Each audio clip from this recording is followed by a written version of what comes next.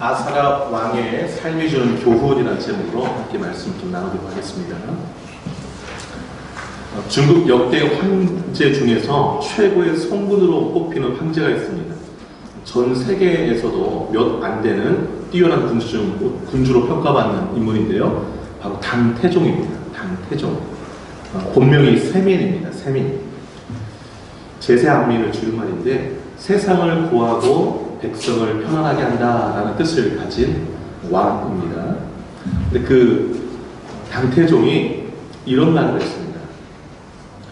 동으로 거울을 만들면 의관을 단정히 할 수 있고 역사를 거울로 삼으면 천하의 흥망과 왕조의 교체의 원인을 알 수 있고 사람을 거울로 삼으면 자신의 득실을 분명히 알 수 있다 라고 했습니다. 이것이 당태종의 삼감입니다. 거울감자로 당태종이 말하는 세 가지 거울이라는 뜻입니다. 그러니까 우리가 가지고 있어야 될 거울, 세 가지 거울이 또 나의 모습을 볼 수 있는 거울, 또 역사의 거울, 사람의 거울인 것이죠. 당태종에게 언제 어디서나 쓴소리라는 신하가 있었습니다. 그 위징이라는 신하인데 그 신하가 죽을 때 이 당태종이 소중한 거울 하나를 잃었다면 통곡했다고 해요. 자기에게 쓴소리하는 신하인데, 그러니까 대단히 자기 성찰이 뛰어난 왕인 것이죠. 여러분, 많은 사람들이 최고의 자리에 오르면 쓴소리를 싫어합니다. 내가 최고인데 나한테 쓴소리하는 것을 듣기 싫어하죠. 특별히 자기보다 낮은 사람들이 하는 쓴소리에는 귀를 닫는 경향이 있습니다. 오늘 그 15장 1절에 보면 아사랴, 그거 좀 체크해 놓으시기 바랍니다. 이름들이 우리나라 이름이랑 좀 다르니까 또 왕들의 이름이 반복되기도 하고 중복되기도 해서, 그런데 이 아사랴 왕을 좀 살펴볼 텐데요. 아사랴 유다 왕이거든요. 왕의 아버지가 아마샤, 그의 할아버지는 요아스, 7살의 왕인 요아스입니다. 그런데 불행하게도 이 아사랴 왕의 아버지란 할아버지가 쓴소리를 좀 싫어했습니다. 특별히 그 7살의 왕이 된 할아버지, 그 아사랴 할아버지 아시잖아요. 그 1살도 안 됐을 때 요아스, 그 칼바람 불 때 아달랴 그 친할머니가 자기 왕권 가지려고 막 칼바람 불 때 그 목숨 하나님이 이렇게 보여주셨어요. 그리고 여호야다의 손길 가운데 성장해가고 그 7살 됐을 때 여호야다 대제사를 통해서 아달랴가 이제 끌어내리고 그 다윗의 왕 혈통으로 왕이 오요. 근데 이 요아스 이 할아버지가, 그러니까 아사랴 할아버지죠. 여호야다가 살아있을 동안, 멘토가 살아있을 동안에는 잘 하나님을 좀 섬기다가 이 여호야다 멘토가 죽으니까 옆에 또 다른 지도자들이 와서 막 꼬셨어요. 그러니까 아세라 목상 우상을 섬기는데 넘어갔어요. 그래가지고 하나님이 이제 돌아오게 하려고 선지자들을 보내죠. 그래도 잘 안 돌아와요. 그러니까 이 여호야다의 아들 스가랴가 가서 쓴소리를 합니다. 왕이 하나님을 버려서 하나님도 왕을 버린다고, 버리쳤다고. 그랬더니 요아스가 그런 쓴소리를 들으면 아이고 내가 좀 잘못했구나, 회개하면 말도 안 텐데 네가 뭔데 나한테 쓴소리 이래가지고 신화시켜가지고서 돌로 쳐 죽입니다. 그러니까 자기를 키워준 그 여호야다 그 은혜를 다 기억하지 못해요. 그래서 이제 그 일 때문에 본인도 신하의 반역으로 침상에서 쳐죽임 당해 죽어요. 그러니까 여러분, 아까 당태종이 한 말, 거울을 제대로 삼지 못하면 거울 속에서 내 모습 못 보면 이제 그 인생의 득실도 못하고 또 왕조가 망하는 이런 부분에 대해서 잘 깨닫지를 못하는 거죠. 아마샤도, 그러니까 오늘 아사랴의 아버지 아마샤도 좀 비슷했어요. 초기에는 좀 신앙생활 좀 잘하다가 에돔과의 전쟁에서 승리하고 나니까 마음이 교만해져가지고 에돔의 신을 가지고 왔어요. 그리고 그 신에게 또 경배를 하는. 그랬더니 이제 하나님의 사람이 가서, 아니 자기 백성도 구하지 못한 신을 왜 가져다가 경배합니까? 하나님 계신데. 이러니까 그 말도 끝나기 전에 닥쳐라, 그쳐라, 왜 맞으려고 그러냐, 내가 누가 너를 왕의 스승으로 삼았냐 이러면서 아주 핀잔을 주고 귀를 닫아. 어떻게 됐을까요? 그 교만 때문에 북이스라엘 왕에 의해서 나라가 완전히 좀 이렇게 속국이 돼 버리고 그 또 이제 신하들에 의해서 그 최후도 신하에 의해서 반역에 의해서 죽임을 당합니다. 그러니까 지금 오늘 본문의 아사랴의 아버지 할아버지가 쓴소리 씨라는 왕들이었습니다. 여러분 그 성경에 우리가 지금 여러 왕들의 역사를 보고 있잖아요. 이걸 왜 기록해놨을까요, 하나님? 거울상. 여러분 그 아마시아와 또 아사랴 할아버지 요아스의 인생 통해서 거울 삼아야 될 게 뭘까요, 여러분? 나는 신앙의 홀로서기를 이루었는가 체크해 보시면, 나의 신앙의 맹토가 떠났을 때 나는 흔들리지 않는 신앙을 가졌는가 체크해 보시면, 나는 은혜를 기억하고 사는가. 요시야는 그 여호야다 은혜를 다 잊어버리고 그 아들을 돌로 쳐 죽입니다. 은혜를 잊어버리면 배은망덕한 너무 끔찍한 삶을 살게 되는 것이죠. 나는 하나님의 경고를 무시하는가 아니면 귀담아 듣고 살아가고 있는가. 쓴소리에 귀담아 들을 수 있는 사람이 정말 귀한 사람이에요. 승리에도 마음이 교만해지지 않고 늘 겸손함을 유지하고 있는가. 우리가 지금 15장이잖아요. 그 앞장에 여러 인물들을 좀 보면서 그 내 모습을 계속 대비해 보는 거예요. 대비해 보는 거예요. 나는 어떤가. 오늘 특별히 이제 15장 짧잖아요. 7절 되는데 역대하 26장까지 겸해서 좀 살펴보려고 합니다. 주인공은 아사랴 왕입니다. 유다의 10번째 왕 아사랴. 여러분이 잘 아시는 우시야 왕 들어보셨을 거예요. 같은 인물이에요. 그 역대하 26장에서 이름이 우시야로 나옵니다. 아사랴의 이름의 뜻은 여호와께서 도우셨다라는 뜻이고, 우시야는 여호와는 나의 힘이라는 뜻이에요. 이름이 좀 같죠, 내용이. 여러분 이 아사랴 왕의 삶을 통해서 하나님이 주시는 교훈을 오늘 나누려고 해요. 오늘 짧게 핵심만 좀 나누고 교훈받기 원하는데, 첫째로 하나님은 정직함을 넘어 온전함을 원하신다 라는 것을 아사랴 왕의 삶을 통해서 우리에게 교훈해주고 있습니다. 여러분 정직함이란 말씀 순종을 뜻한다고 할 수 있고요, 온전함은 마음의 순종을 뜻한다고 할 수 있습니다. 여러분 정직함이 무엇의 순종이요? 말씀의 순종이라면 온전함은 마음의 순종을 뜻한다고 볼 수가 있습니다. 이거 좀 기억해 줬으면 좋겠습니다. 여러분 오늘 보면 3절 4절 한번 잠깐 볼게요. 오늘 3절 먼저 한번 읽겠습니다. 오늘 보면 3절 시작. 아사랴가 그의 아버지 아마샤의 모든 행위대로 여호와 보시기에 정직히 행하였으나, 아사랴가 아버지 아마샤의 초반에 좀 좋은 모습들은, 정직한 모습들은 행하였으나, 아마샤가 좀 말씀대로 행한 순종한 모습들이 있거든요. 행했으나 좀 끝이 약간 영혼이 남죠. 그 다음 구절 4절 한번 읽어보겠습니다. 4절 시작. 오직 산당을 제거하지 아니하였으므로 백성이 여전히 그 산당에서 제사를 드리며 분향하였고, 여기요. 오직 산당을 제거하지 않았으면 밑줄 그어보세요. 산당을 제거해야 온전함인 거예요. 그러니까 3절은 정직히는 행했으나 산당은 내버려뒀다. 하나님은 산당을 제거하기를 원하신다라는 것이죠. 하나님 우리가 정직한 신앙생활을 원하세요. 말씀대로 순종하는 것 원하세요. 그러나 마음의 온전한 순종을 까지 원하신다는 것을 오늘 기억했으면 좋겠습니다. 여러분 그 당시에도 산당이 있어요. 산당이 있었는데, 여러분 이 산당은 하이플레이스라고 해서 높은 장소를 뜻해요. 그 이름 자체는 그 산의 높은 곳에 보통 제단이 있었습니다.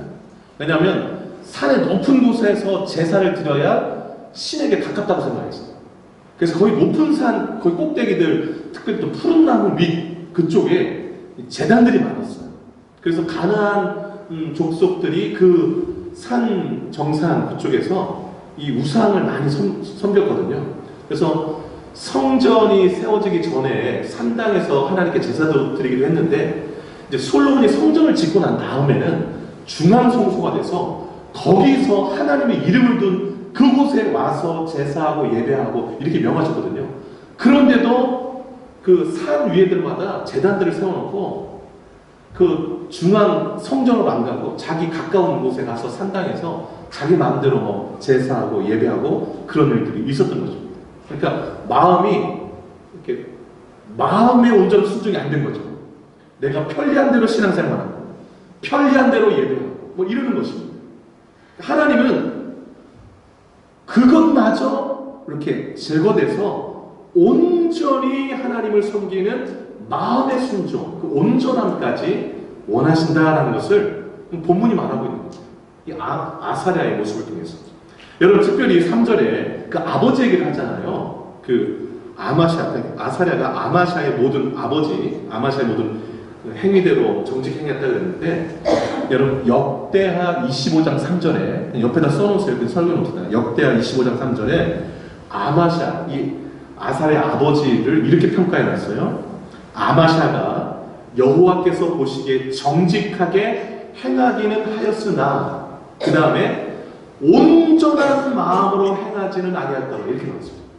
그러니까 정직히 행하는 모습이 있을 수 있어요. 그러나 온전한 마음으로는 행하지 않았다라고 여호와를 합니다. 그러니까 하나님은 우리가 뭘 행하되 그 행위 속에 우리의 마음이 온전히 담기기를 원하는 거예요. 제가 오늘 특송 들으면서 그냥 절로 눈물이 나더라고요. 우신 분들도 많이 계실 텐데 왜 울었는가? 우리 우물가 회원들이 찬양할 때 온전한 마음이 담겨서 그게 그대로 전달된 것 같아요. 지난주에 우리 청년부에서 너무 기쁜 찬양에서 찬양될 때 제 마음이 너무너무 기뻤는데, 여러분 하나님은 얼마나 기쁘시고 오늘 또 하나님이 찬양받으시고 얼마나 좋으셨을까요? 여러분 온전함이 들어간 것과 온전함이 빠진 것은 행하긴 행하지만 온도 차이가 있어요. 그래서 정직함을 넘어서, 정직함도 좋아요. 순종하니까. 그러나 마음의 순종이 있는 온전한 마음으로 행하는 것을 하나님이 원하십니다. 이것을 마음에 담았으면 좋겠습니다. 여러분 우리가 지금 15장 살피고 있잖아요. 14장 한번 가보세요. 14장 3절 4절 한번 볼까요? 3절 4절. 그 아마샤, 그 아버지 얘기를 해요. 자, 3절 4절을 읽어보겠습니다. 시작. 아마샤가 여호와 보시기에 정직히 행하였으나 그의 조상 다윗과는 같이 아니하였으며 그의 아버지 요아스가 행한 대로 다 행하였어도 오직 산당들을 제거하지 아니하였으므로 백성이 여전히 산당에서 제사를 드리며 분향하였더라. 예. 중앙 집권, 하나님이 이름을 두신 그 성전에서 예배하는 그것이 중요한데, 신앙의 순수성을 지키기 중요한데 그냥 백성들이 편할 대로 신앙생활도 내버려뒀다라는 거예요. 그 다음에 여기 3절에 다윗과 같이 아니하였다고 했잖아요. 여기 좀 체크하세요. 다윗을 하나님이 보실 때 내 마음에 쏙 든다고 그랬잖아요. 다윗을 그 마음이 온전함으로 하나님을 섬겼던 사람이에요. 막 법궤 들어오니까 막 그 하체가 드러난 줄도 모르고 춤추고, 자기 왕국에 있지만 성전 없이 하나님 그 법궤가 텐트에 있으니까 너무 속상해서 나는 왕국에 있지만 마음이 편하지 않다 이렇게 생각하는 사람. 그러니까 다윗은 그 마음이 항상 하나님에게 가 있는 사람. 저는 우리 새누리 교인들이 마음이 다른 어떤 것에도 빼앗기지 않고 하나님께만 온전히 가 있는 성도들을 축복합니다. 예, 하나님이 가장 원하시고 가장 바라시는 모습이에요. 왜 하나님은 이 산당을 제거하지 못한 것을 아쉬워하시면서 성경을 기록해 놓으셨을까요? 이 산당 제사를 통해서 이 신앙에 오염들이 많이 생겼어요. 그 자기 드리고 싶은 대로 드린 거 아니겠어요? 그러니까 거기에 여러 가지 막 섞는 거예요. 그 가나안 족속들이 섬겼던 우상의 그 형태도 섞고, 그래서 뭐 혼합주의가 나고 이상한 형태로 신앙들이 변질되기 시작한 거예요. 아니 산에서 드리니 자기 마음대로 진행하지 않겠어요. 그래서 하나님이 그것 제거하시고 하나된 신앙, 일치된 신앙을 원하는 거예요. 오늘날 교회 밖에서 여러 그 모임들과 여러 형태들을 가지고 오늘날 이 산당과 비슷한 형태의 모습들을 갖춘 모임들이 있어요. 조심하셔야 돼요. 교회 중심으로 건강한 신앙이 필요한 것입니다. 예배의 변질, 우상 숭배할 우려들, 기복 신앙으로의 변질 등등 이런 것들이 교회 중심, 중앙 성전 중심으로 온전히 나가지 않을 때, 편의주의로 갈 때 그런 일들이 생길 수가 있습니다. 신앙에 좀 어려움들이 생길 수가 있어요. 여러분, 오늘날 우리의 상당, 우리 내면의 상당을 보시면 편리함을 추구하려는 마음이 상당일 수 있어요. 적당히 대충대충 하려는 마음이 내 안에 있는 상당일 수 있습니다. 교회 중심보다 세상 중심의 삶, 교회 안의 모임보다 교회 밖에서의 모임을 중시하는 삶, 하나님도 좋고 세상도 좋고 하는 무분별한 혼합주의적 마음, 이게 다 내 안에 있는 상당이라고 볼 수 있습니다. 이런 것들을 하나님은 깨끗이 제거하기를 원한다. 이것이 아사랴 왕의 모습입니다. 그 아버지 아사랴, 그 할아버지 요아스 왕의 그 모습들 가운데서 확인해 볼 수 있는 것입니다. 여러분 마음 안에 하나님이 싫어하시는 산당들이 보인다면 깨끗이 제거하시고 여러분의 정직한 신앙생활에 온전함을 더하는 은혜가 있기를 간절히 축복합니다. 두 번째로 아사랴의 신앙의 모습에서 주는 교훈, 또 그의 삶에서 주는 교훈은 하나님은 하나님을 찾는 자를 형통하게 하신다는 거죠. 여러분 우리가 지금 15장 살폈잖아요. 이 아사랴 왕의 이야기가 여기는 7절 있지만 역대하 26장을 한번 가보도록 하겠습니다. 역대하 26장을 한번 펴보세요. 뒤로 넘기면 돼요. 역대하 26장을 한번 찾아보세요. 역대하 26장 4절 5절 한번 읽어볼게요. 4절 5절 읽겠습니다.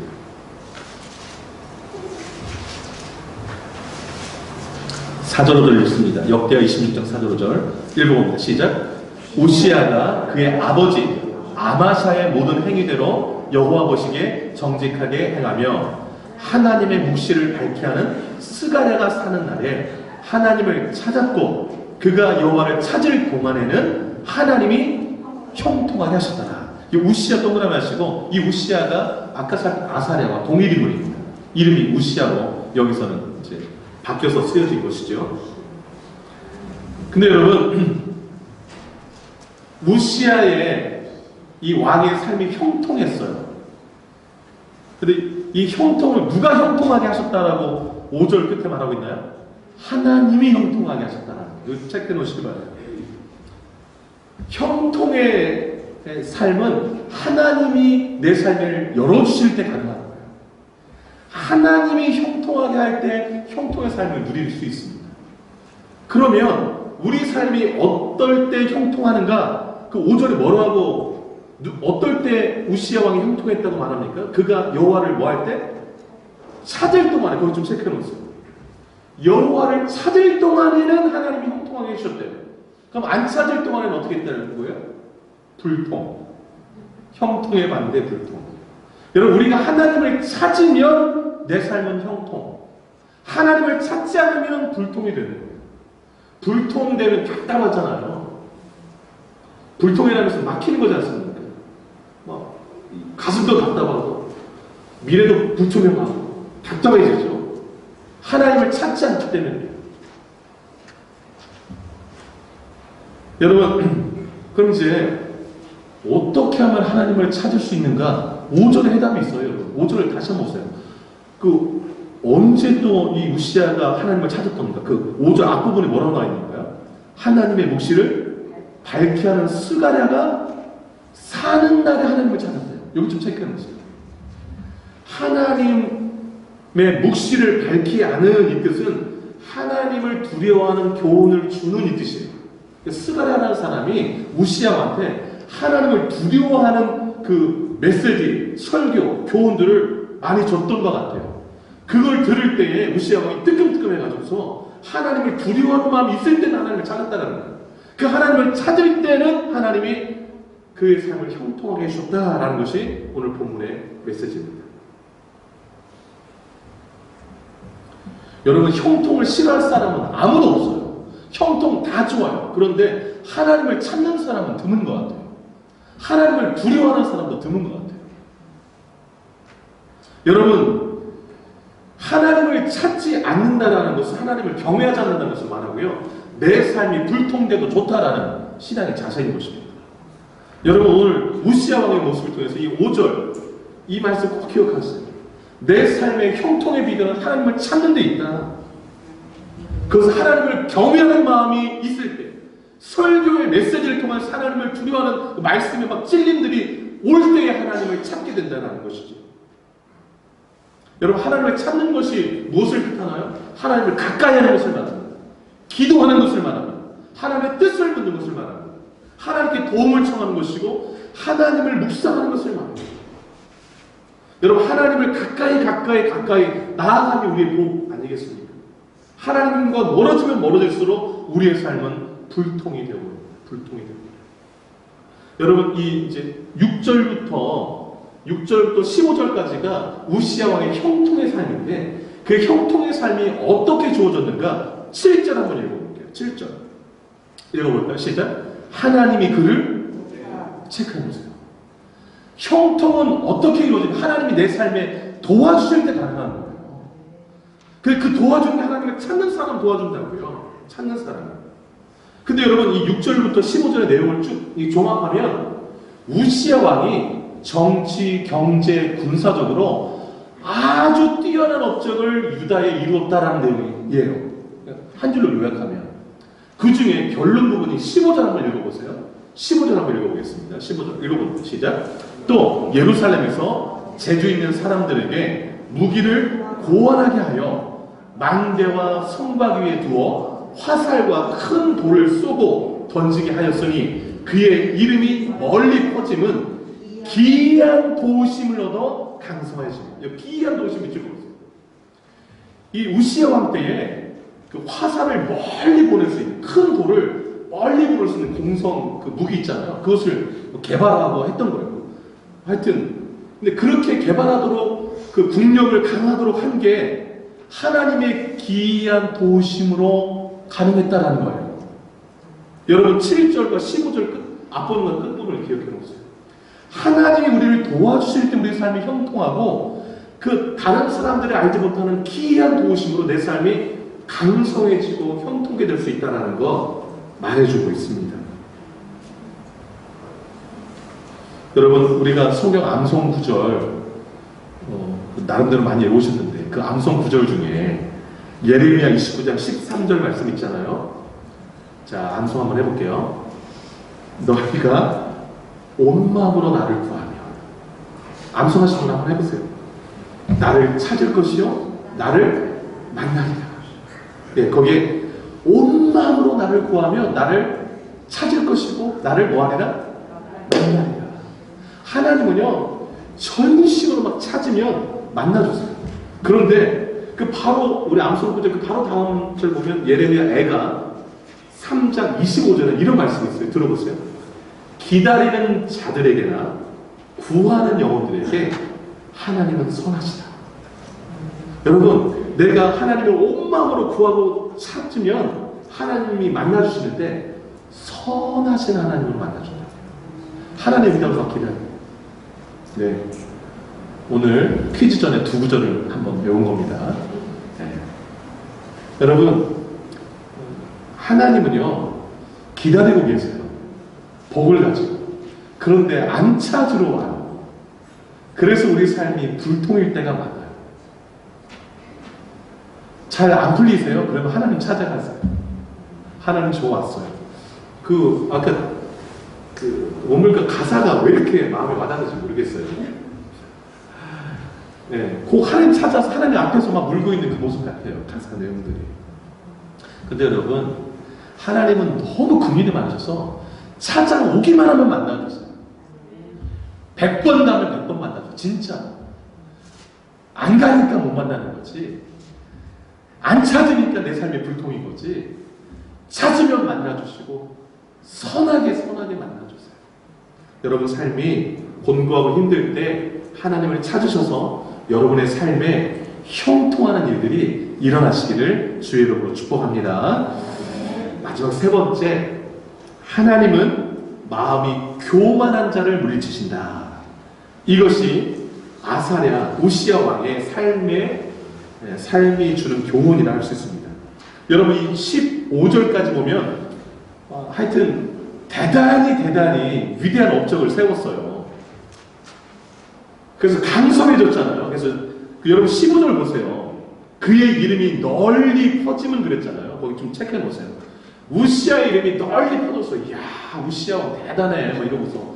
우시아 왕이 다스리니까 우리나라가 정치, 경제, 뭐 군사적으로 매우 막강해지고, 와, 너무너무 좋아.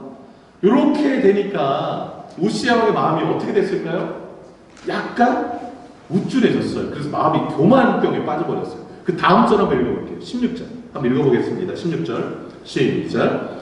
그가 강성하여짐에 그의 마음이 교만하여 악을 행하여 그의 하나님 여호와께 범죄하되 곧 여호와의 성전에 들어가서 향단에 분향하려 한지라.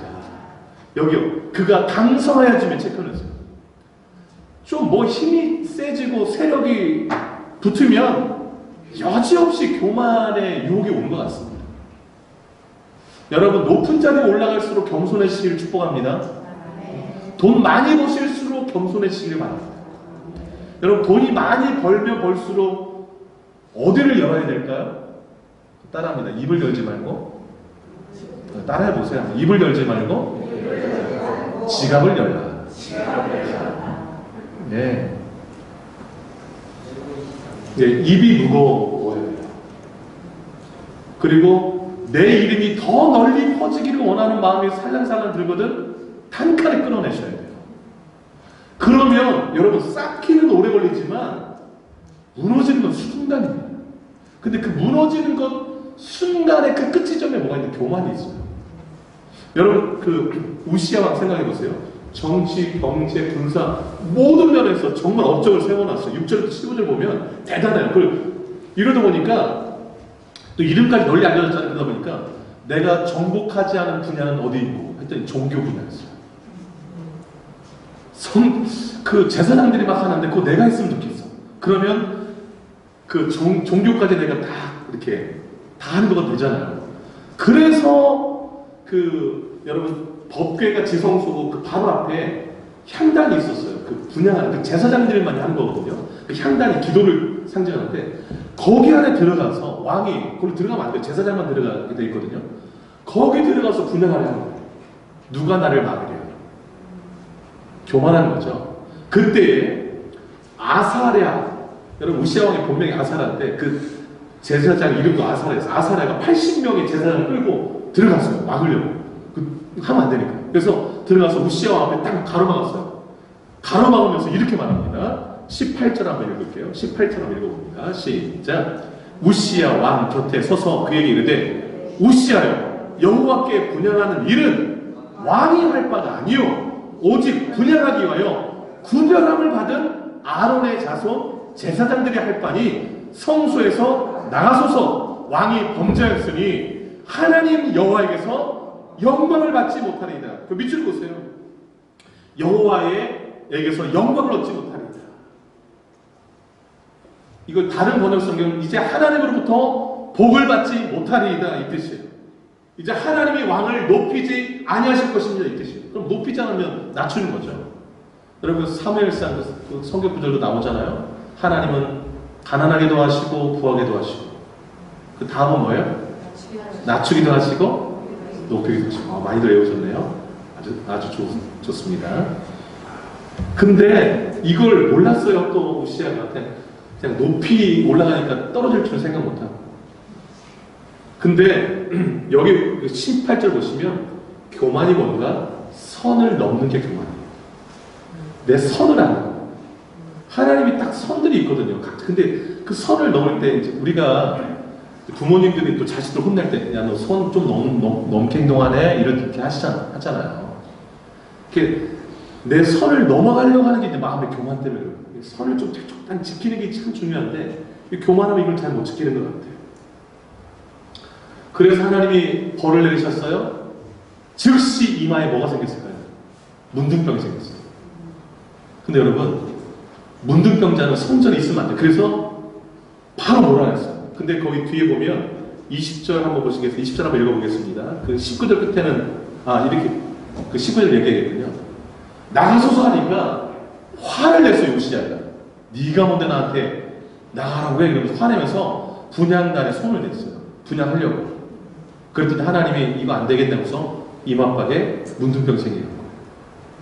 그게 19절 읽고 19절 끝에 이마에 나병이 생겼다고 그랬잖아요. 그 다음 20절 한번 읽어보겠습니다. 시작. 대제사장 아사랴와 모든 제사장이 왕의 이마에 나병이 생겼음을 보고 성전에서 급히 쫓아내고 여호와께서 치심으로 왕도 속히 나가니라. 여러분, 여호와께 치심으로 체크해놓으세요. 아까 7절 한번 읽고 7절에 어떻게 했습니까? 여호와께서 그를 7절은 여호와께서 그를 도우셨었어요. 그런데 지금은 여호와께서 그를 뭐 하셨어요? 치셨어요. 여기서 우리가 하나님을 경외하는 것을 배워야 되는 겁니다. 하나님은 우리를 도우시기도 하지만 교만하면 우리를 치시기도 하시는 겁니다. 그래서 우리가 하나님을 겸손하게 찾는 것을 지속적으로 해야 되는데 교만하면 하나님이 날 그냥 계속 후방에서 지원해 줄 줄 알고 앞으로 나가다가 하나님의 치심을 당하는 거죠. 근데 여러분 그 다음 절 21절이 참 마음이 아파요. 이 나병이 평생 죽을 때까지 갔어요. 그 이후. 여러분 21절 한번 읽어볼게요. 시작. 우시야 왕이 죽는 날까지 나병 환자가 되었고 나병 환자가 되매 여호와의 전에서 끊어져 별궁에 살았으므로 그의 아들 요담이 왕궁을 관리하며 백성을 다스렸더라. 21절 동그라미 넣으세요. 그 권력 일순간에 빼앗겼어요. 아들이 다스리게 됐어요. 성전 예배 드리지도 못했어요. 그러니까 완전히 내가 그동안 누렸던 영광이 일순간에 싹 뺏겨버린 거예요. 얼마나 무서워요. 이거 죽는 날까지 별궁에서 혼자 쓸쓸하게. 여러분 교만 조심해야 될까요? 조심하지 않아도 될까요? 정말 조심해요. 교만은 선을 넘는 것이에요. 그래서 항상 마음 가운데 늘 나를 낮추는 자세가 너무너무 중요해요.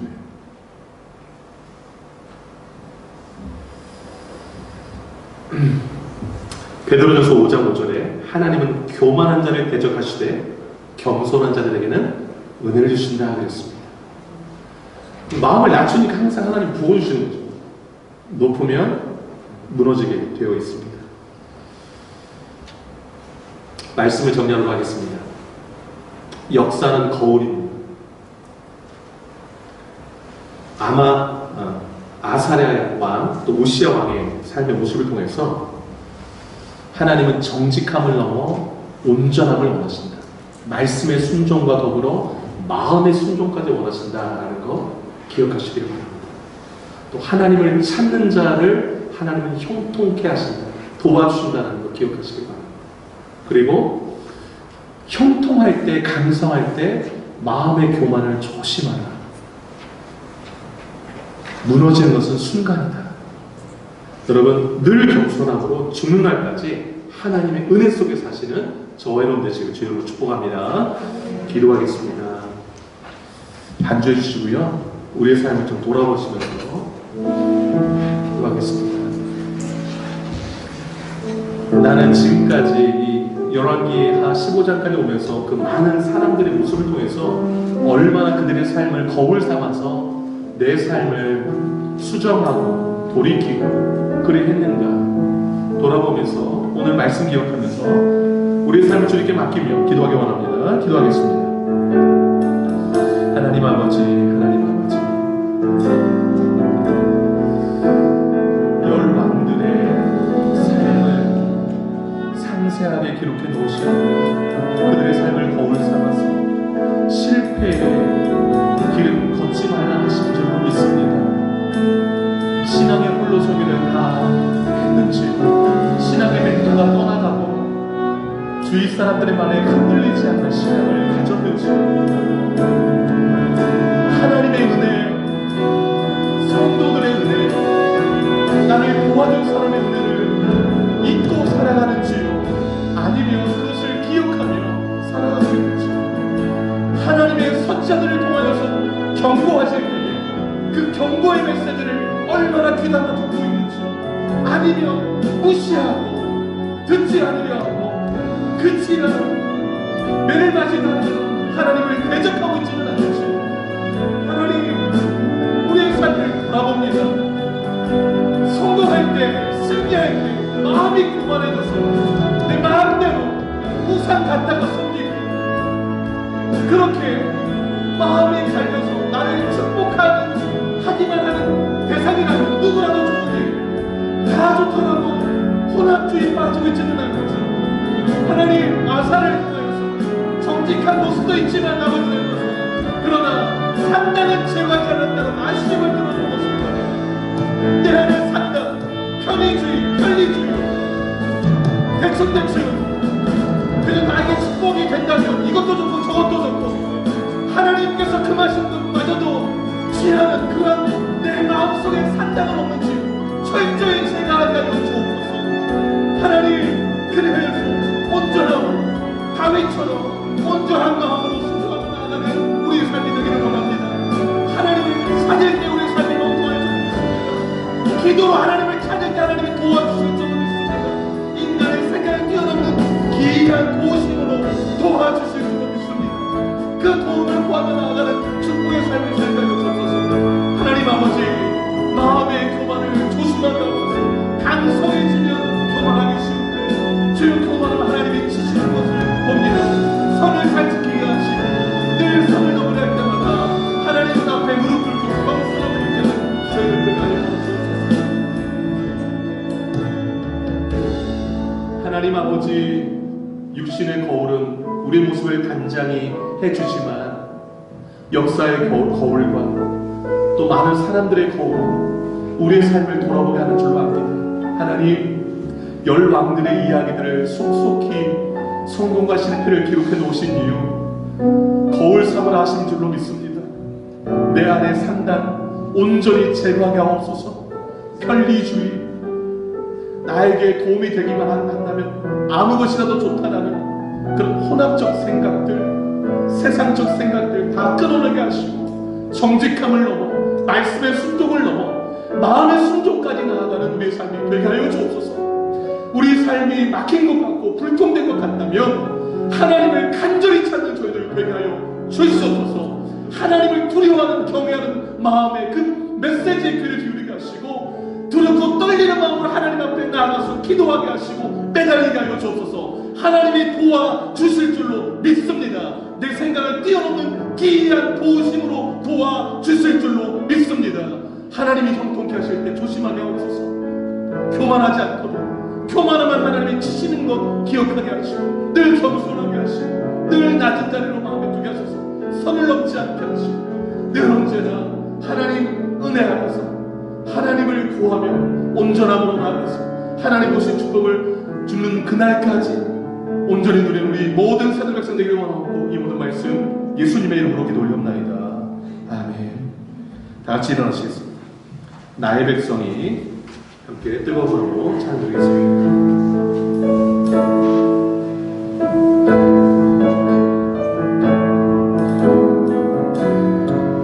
가사가 여러분의 고백되기를 원합니다.